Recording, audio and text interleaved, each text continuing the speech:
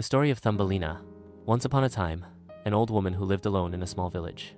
She had no children, and she always wished for a lovely little girl. One day, she met a sorceress. "I bought a magical seed, which was small in appearance, but had a strange shine." The old woman planted the seed in a beautiful pot and watered it every day. In a few days, a small plant sprouted, on which a beautiful flower opened. When the flower opened, a tiny little girl came out of it so small that she was only as big as the old woman's thumb. The old woman named her Thumbelina, because she was just as big as a thumb. Thumbelina's life tea.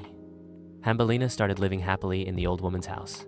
She slept among the potted flowers, made clothes from leaves, and danced to the songs of the birds. But one day, a big frog saw her. The frog thought, "Wow, this little girl will make the best bride for my son." So she picked up Thumbelina and took her to the pond. The frog's son was also ugly and big. Thumbelina was very scared and cried, but her voice reached no one. "I could not. Fish, help." Hearing Thumbelina's crying, the pond fish felt pity. They broke water plants to make a small boat and put Thumbelina on it.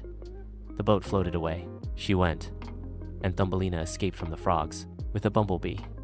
The boat reached the shore, where a bumblebee saw Thumbelina. He was captivated by her beauty and took her with him into the forest. "But other bumblebees," he said. "She's not like us. She doesn't even have feathers." Hearing this, the bumblebee left Thumbelina. Wintertime. Thumbelina wandered alone in the forest.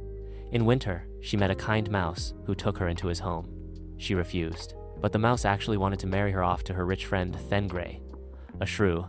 Thumbelina didn't like Thengray because he only talked about gold and treasure. One day, Thumbelina, I saw a dying bird on the ground. It was a beautiful cricket shivering from the cold.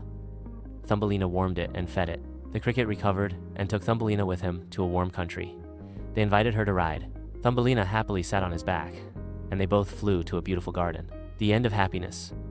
In this garden, Thumbelina met a tiny prince, who was as small as she was.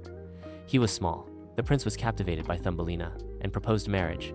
Thumbelina happily agreed, and the fairies gave her wings made of beautiful bird feathers so that she could fly. And the plan, Thumbelina began to live happily ever after with her prince in the land of flowers.